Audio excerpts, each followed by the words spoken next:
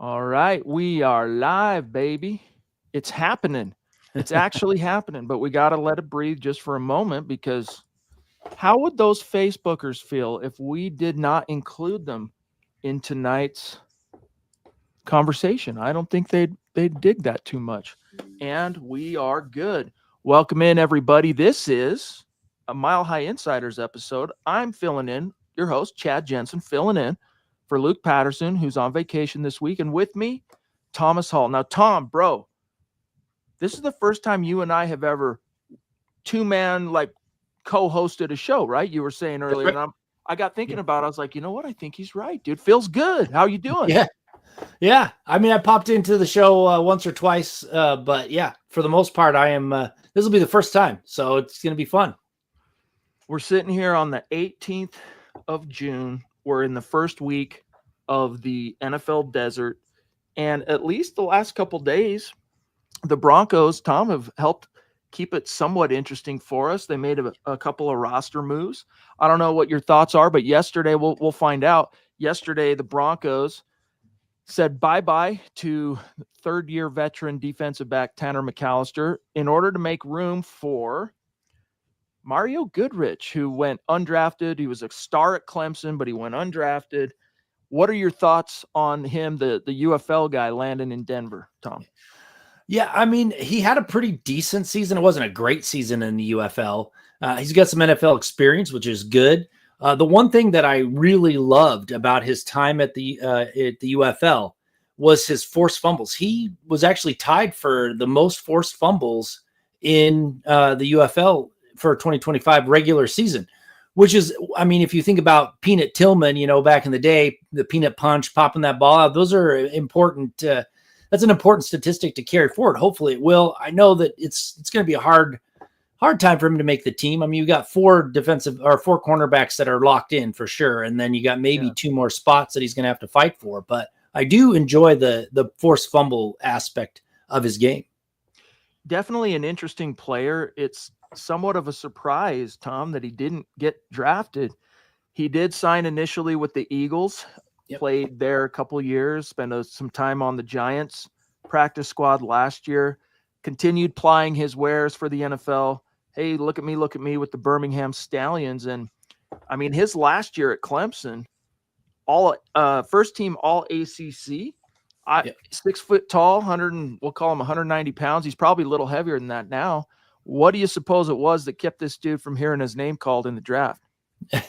Yeah, well, he wasn't overly fast for a defensive back. I mean, he's got plenty of speed. He's a 4.5 guy, but he's not overly fast. He's not, not overly big or long or anything of that nature. So, I mean, he didn't have all the measurables. He had a pretty decent end of his college career, but I think it took him a little while to get some traction. So maybe just didn't get a lot of that buzz going early on.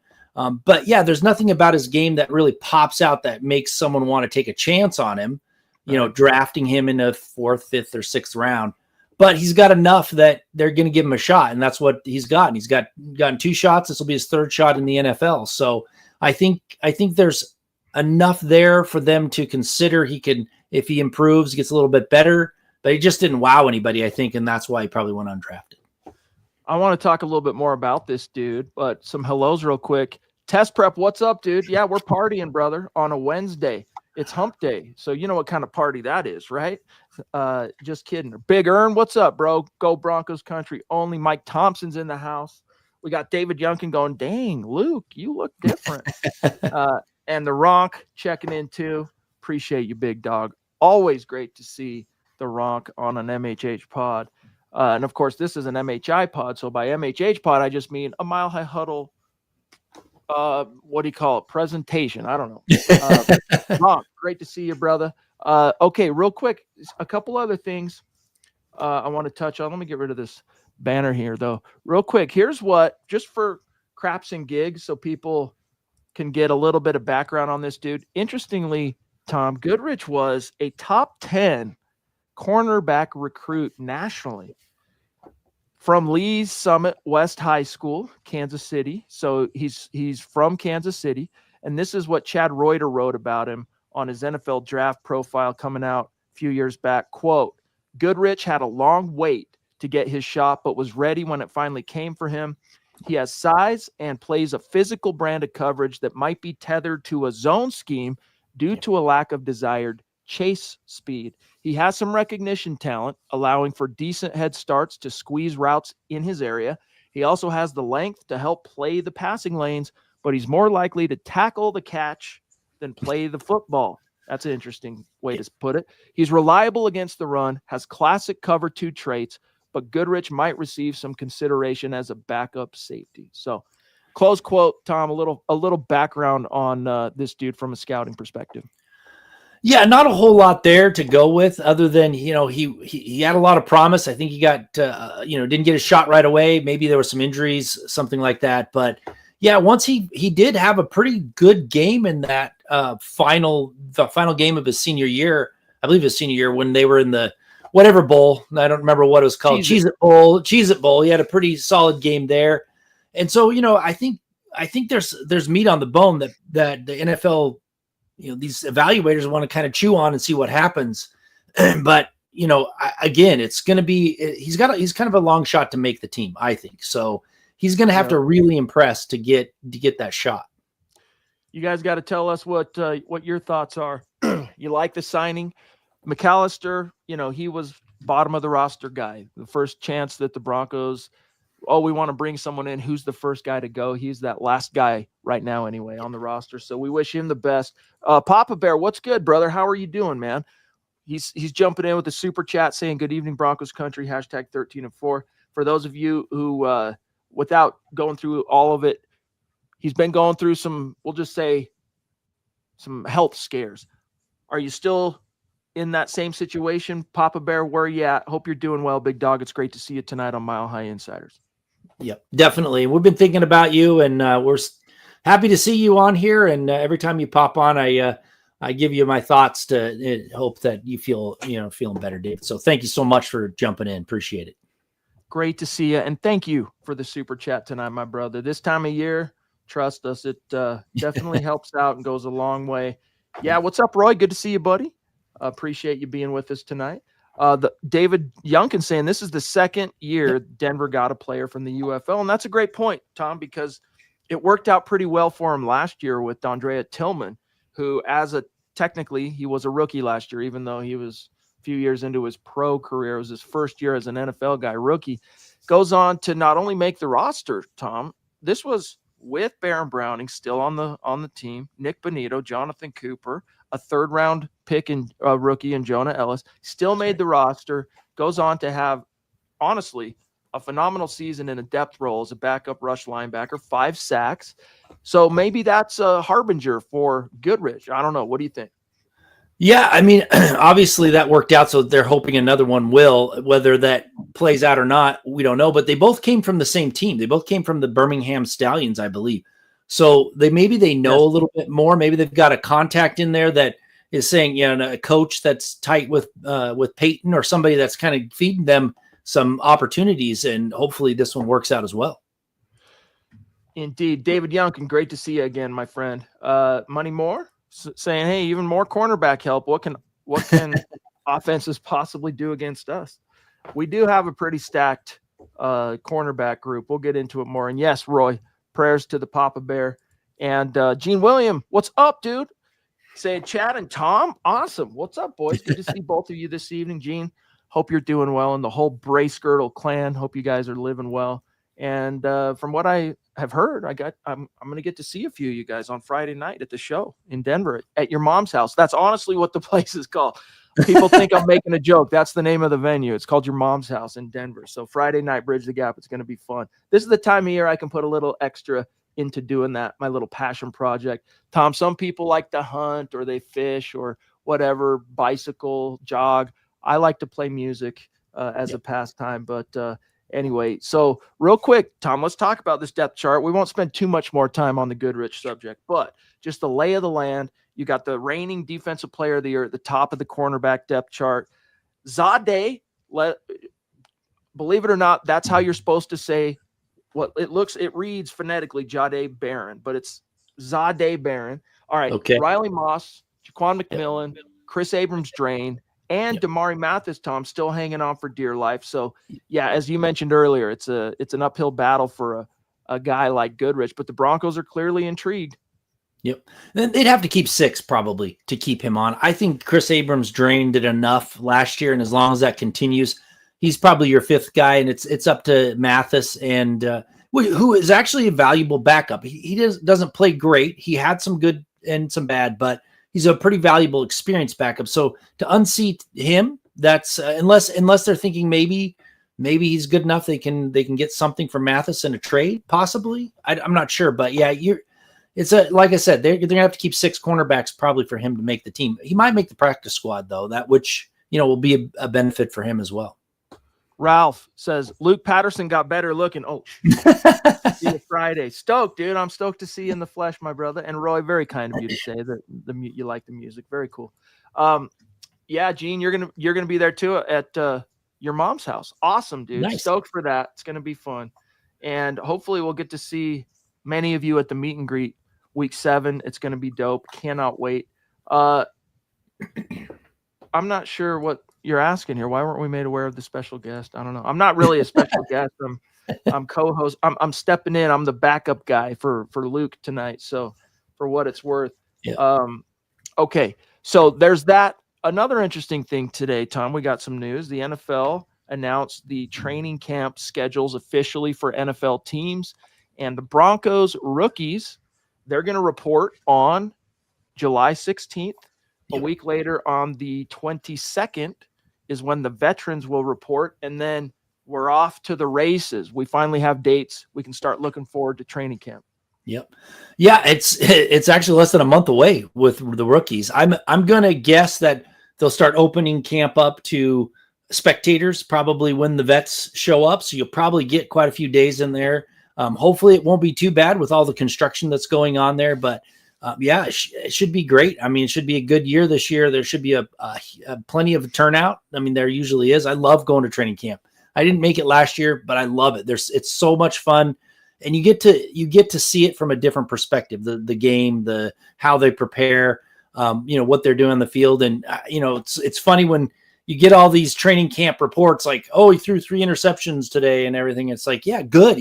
That quarterback's probably trying to get better. That's why he's testing himself, and he's getting picked off when he's trying something new. So it's so much fun to watch. I can't wait. I'm hoping to get out to training camp a couple times this year. We'll see, but I got a lot going on. But it'll be fun if I can get out there. You do have a lot going on. Yeah, the whole point of like making too much of certain things. Like I remember, I still have some good buddies in the media business that cover the Chiefs. And I remember all the hand wringing that was taking place in the summer of 2017 with Patrick Mahomes throwing pick after pick in training camp. And everyone's like, man, we had Alex Smith and we were in the playoffs every year with Smith and Reed, and we went and got this Mahomes guy and he's throwing picks all over the place. Cut to, by the time they, turned to him, I mean, the Broncos had to deal with him in the season finale with Paxton Lynch. And it was like nobody could remember those training camp interceptions. But yeah, I digress. There will be, though, Tom, this year, there's going to be some hefty competition. Like in terms of position battles, is there a spot in particular you're anticipating the most? Yeah, I actually think that there might be some surprises at the inside linebacker position, because you've got someone coming back at Singleton from an injury at he's not old by any means, but for an inside linebacker in the NFL, he's getting up there, trying to come back from a significant injury. You've got 2 young guys that are, hungry, that have been playing pretty well. A lot of it expected of Sanders. I think the only one person that's safe is Greenlaw. And I think they're the other spot, even though Singleton played really well as far as tackling, a tackling machine. And I think that they like him in the locker room.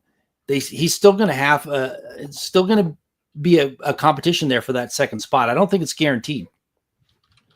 It's definitely not guaranteed for Alex Singleton. If you look at his contract, first of all, he's well on the wrong side of 30. All right. He's 32, coming off an ACL.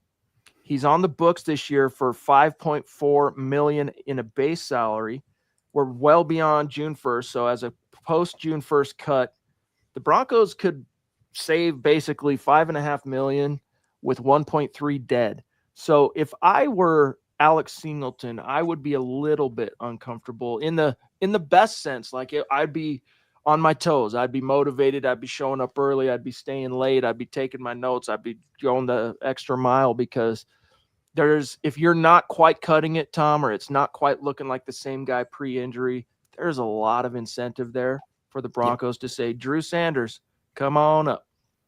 Yeah, and if one of those guys between Sanders and Lavelle Bailey, if one of those are really playing really well, and Singleton's doing playing well at the same time, they may make the choice to try and find something in training camp for him. If somebody gets hurt in another team, they might offer him up as a trade.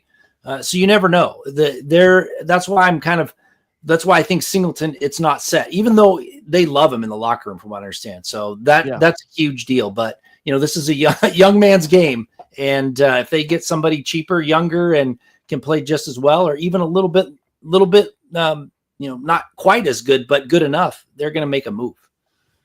And especially where you've got Greenlaw, who's such a complete linebacker, but especially in coverage, offers so much more. And you just need a guy next to him really that can just run, fill, and go sideline to sideline. And one thing that's really interesting about Drew Sanders, beyond all the positivity we've heard about him from George and Sean Payton this offseason, is he just has a nose for the ball. He just kind of has a penchant for making the big play and taking the ball away. And so he'll be interesting. Phil, jumping in. What's up, my brother? Great to see you down in Tucson checking in.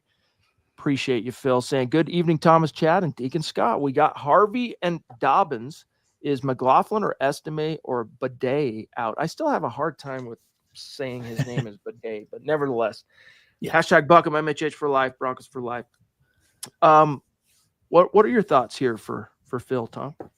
Yeah, so right out of the gate, Estime is the odd man out. I think Bidet, that he's someone that they kind of liked, but Estime was a scratch in the playoffs. They needed running backs that could do something, and he wasn't even available. So I just have I have a hard time thinking, unless he really impresses them, he's probably the odd man out in this situation, because he also has a fumbling issue, and he hasn't been available. So, and then the third thing is McLaughlin offers something else besides what Harvey and Dobbins has, right? Estime is another power back. Seems like, that would be more of the same. McLaughlin's got that kind of a little bit more wiggle, a little bit of a change of pace kind of guy. That's why I think he's probably the third running back in this situation. And I think Estime, he's fighting for his life right now. He may not make the team. He might come back on the practice squad. Very interesting. It's a borderline controversial take, but it's Tom telling you the truth as he sees it. And I'll meet you at this far, Tom, that he's definitely under the gun. Whatever happened, those first two voluntary mini camps, whatever the Broncos were seeing from him, it wasn't enough. They weren't happy with that because right. Dobbins was chilling, dude. Dobbins had been available to go swoop him up and sign him for months, and they waited till 2 weeks into mini camps. Yeah, there's something that Estime, he just wasn't cutting it. Meanwhile, Bidet was a guy who, first of all, was on the brink of being handed the reins before he got injured in that, I think it was the New York game, if I'm not mistaken, the scary, MetLife, the scary back injury and all that. The Broncos' run game had been so dead, so inexplosive, though that's not a word, that Sean Payton was like, okay, let's give Bidet a chance. And he showed something in that Tampa game the week prior. They're like, okay, you're our guy moving forward. We knew he was going to get a lot more touches. Then he got hurt. So take that information. We know the Broncos like him. They believe in him to a certain point. And then throw in also, Tom, everybody talk about hand-wringing this offseason. Oh, who can pass protect now that Javonte Williams is gone? Yeah. Well, Sean Payton complimented Bidet's pass protection during the offseason training program. So you could be right. My only thing is, and I guess, look, Sean Payton does have, not to say that Estime is a top 100 pick, but Sean Payton is unafraid of cutting top 100 picks if he needs to. So being a former fifth-round guy, yeah, you're not safe. You got to go out there and sing for your supper. So he's under some pressure. I agree with you on that. Yeah, and think about it though. You've got Harvey. From my perspective, I think Harvey's going to be the kind of the number one guy. They're going to keep Dobbins as the second guy who can come in on third downs, pass protect, catch the ball out of the backfield, and run. Spell Harvey, and try and keep his touches limited. But after those two guys, there's not much room for more carries anywhere else. So it's got to be a specialty type of reason, some sort of specialty type of reason. Estime doesn't offer that. Estime is a power back. He just doesn't offer that change, that something different that can kind of spark something on the offense over Harvey and Dobbins. And that's why I'm thinking McLaughlin. It could be Bidet, but I think Estime's out. I really do. We'll see.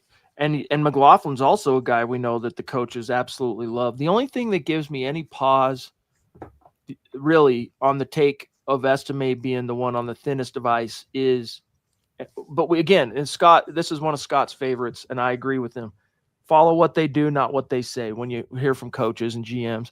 But just days before, in fact, it might have been the day before news broke that they were bringing in Dobbins for a visit, Sean Payton's asked about Estime, and he's like, look, he's a guy, I'm going to paraphrase him, he's a guy that needs quite a few touches to get into a rhythm and really get going in a game. He didn't always get that last year as a rookie, but this year, Tom, he's going to get those opportunities. Next thing you know, in comes Dobbins. It's like, well, what are you supposed to believe? But McLaughlin is a guy we know they love. He has that twitch.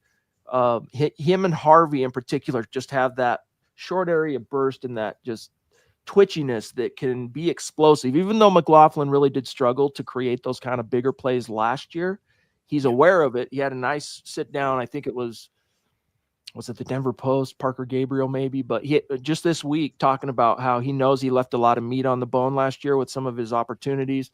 And when the Broncos lost to the Bills and everybody started making their plans for Cancun, this and that, he didn't take any time off. So Broncos love a guy like Jaleel McLaughlin.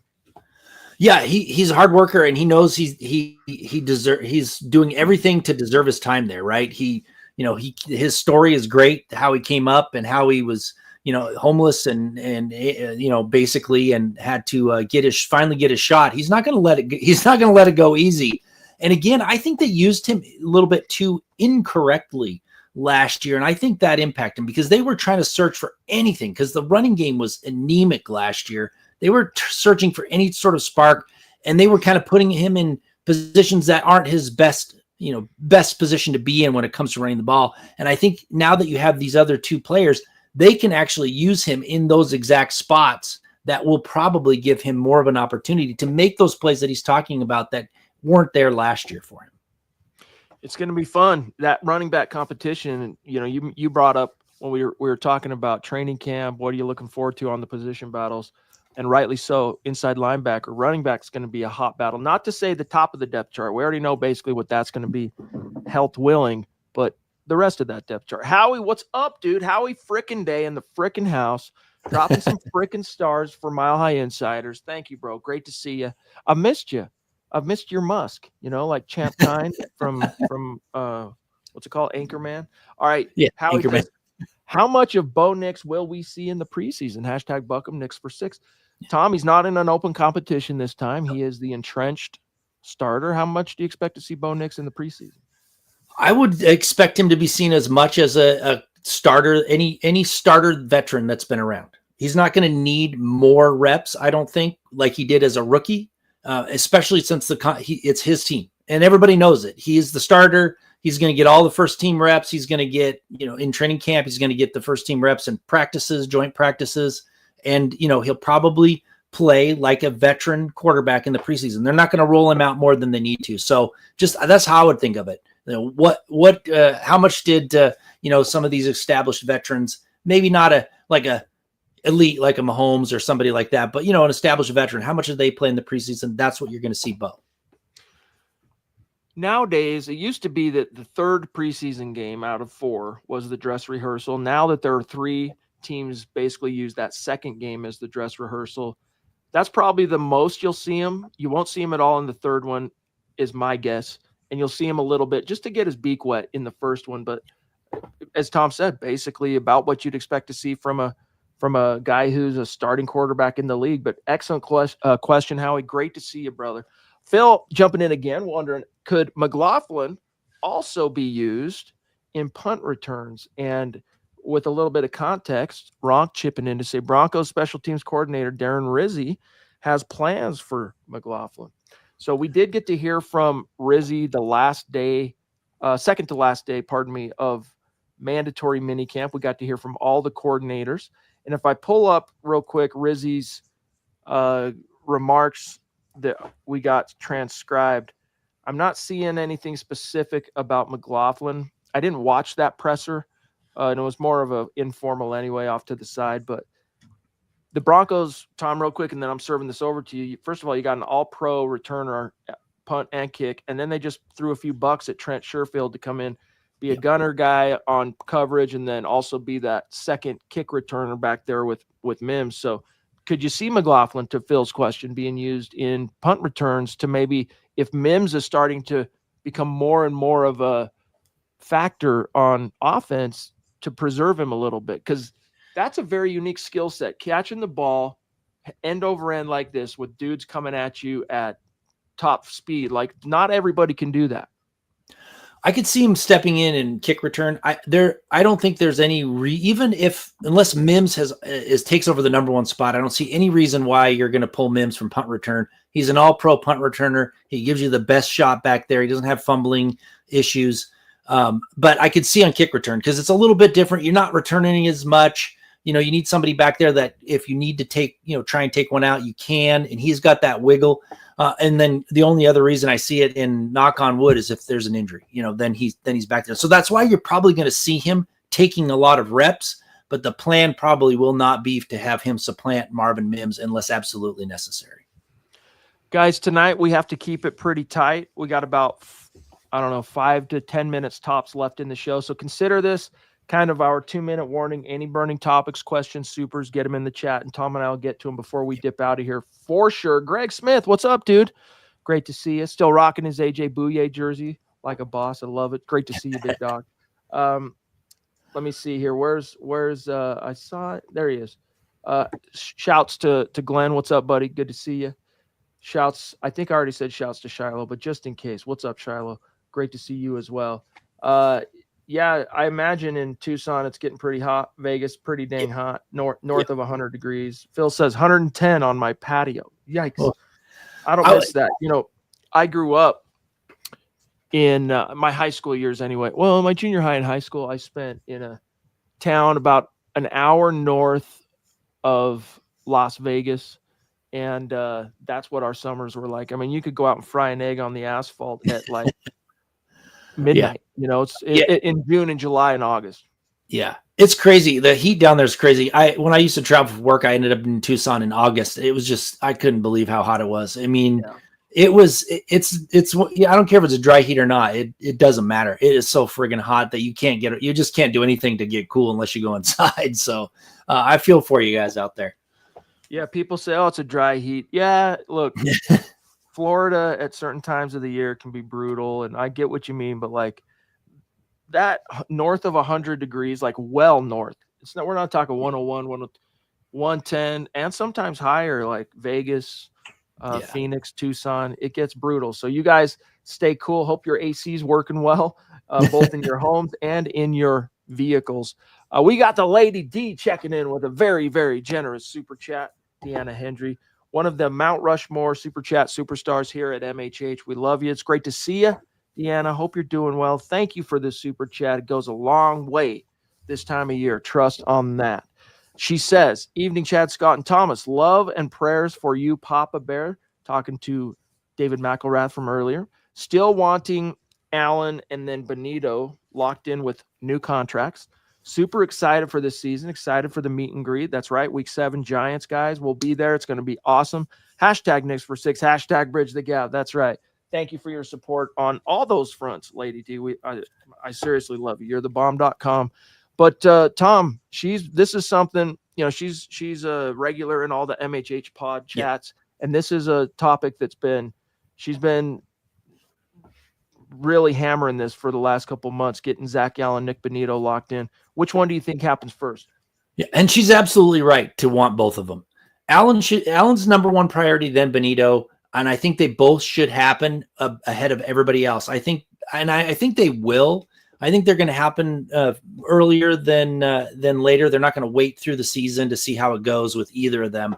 I think they're going to wait on someone like Sutton. They're going to wait on Jonathan Franklin Myers to see if their replacements that they brought in are actually replacements or not. But I think Allen's going to get done and Benito are both going to get done, and they should, because if they don't, they're going to be then worried about having to pay more because these guys are going to get big contracts elsewhere. So they need to do it now and be happy about it. Do you think the Broncos, now we know in terms of actually predicting it, does Benito get his deal before cleats hit the grass week 1 of the regular season or sometime during the regular season?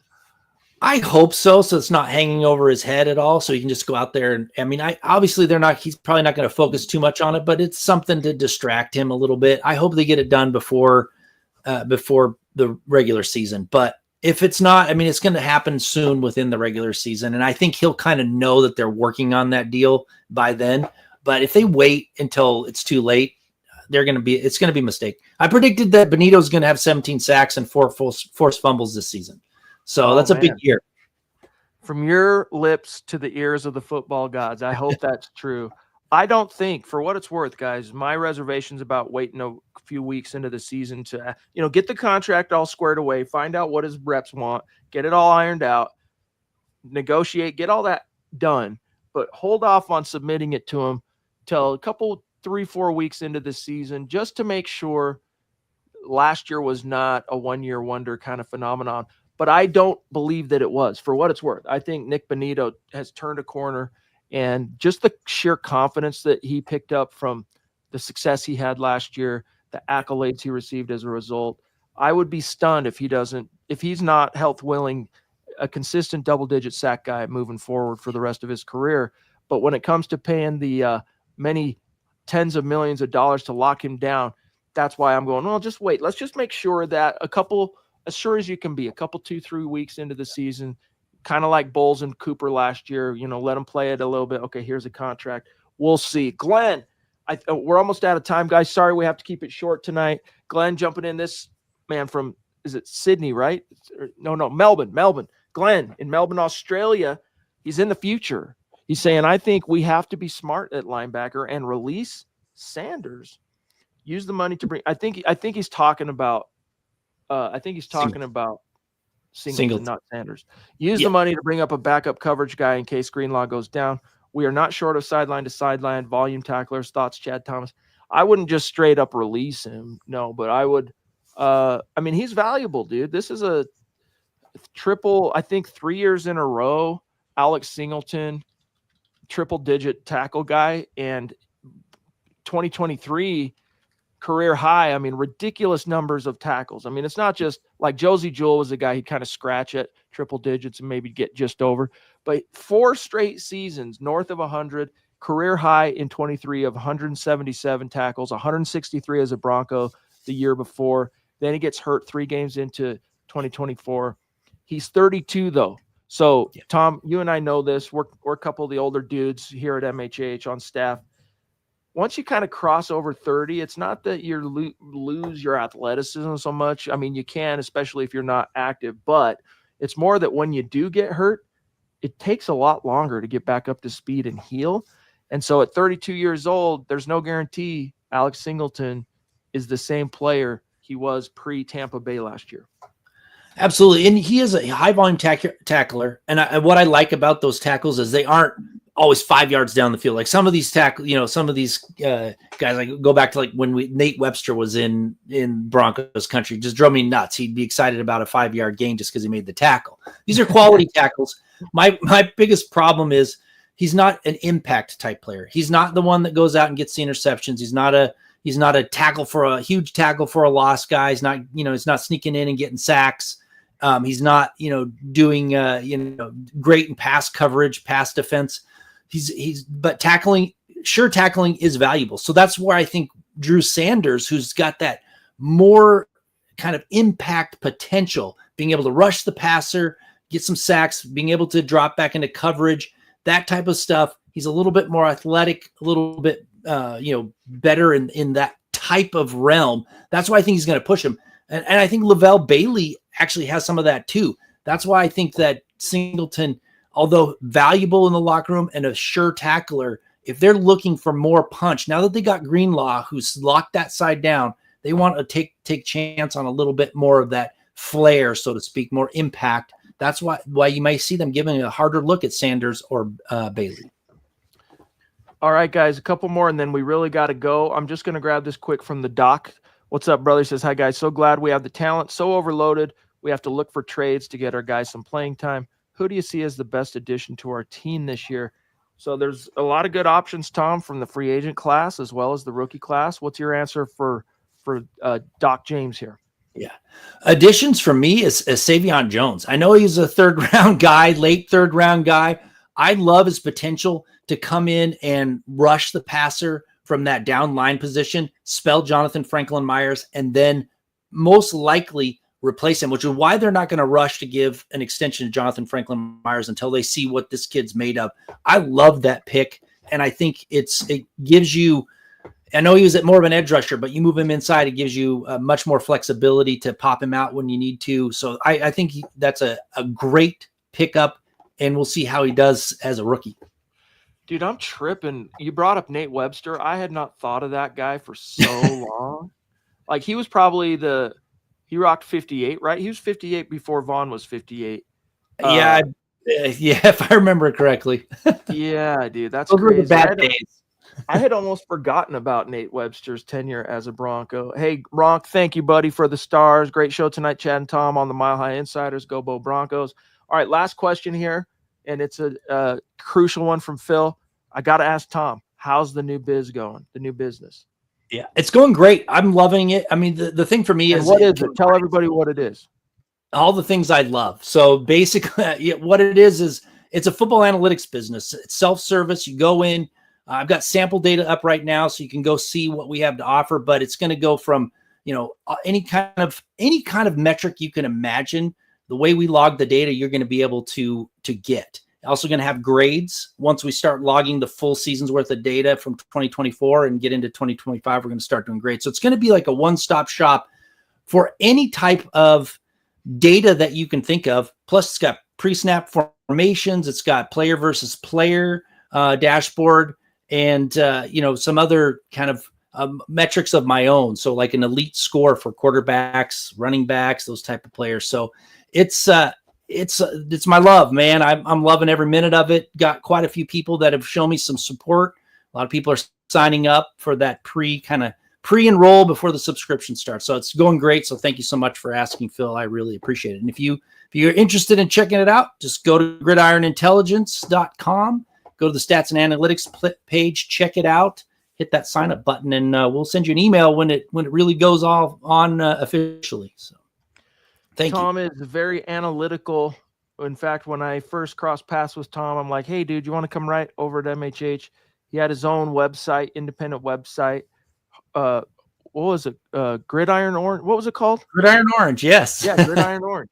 And I'm like, and I read it. I would read him, and I was like, dude, come join forces over here. And it worked out. But one of the things I've always loved about your writing, Tom, and this ties into what you're doing with Gridiron Intelligence, is the analytical kind of eye and the ability to kind of parse numbers and statistics and tables and stuff like that, and really get nerdy in the best sense and analytical about football. And I'm a guy, that's what got me passionate about doing what I do. Is I came from a community called It's All Over Fat Man, which I'm sure you remember, Tom, back in the day. Yep. That was a bunch of Mile High Report expatriates like Doc Bear,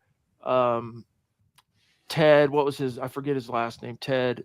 Anyway, great writers, but as great as those writers were, the community was awesome. And just like the conversation, just like with what happens here, it was just a different format, the bonds and the friendships that are formed in the chat. But those writers were so analytical, and they'd really analyze the game from every angle. And it really nurtured my love and appreciation for football. So that later on, when I would cross paths with guys like Tom, I was like, yeah, this is the stuff I was into. Come right over here, because I know if I was into it, other people would be into it. So his analytics biz that he's getting ready to launch, guys, this is going to be huge.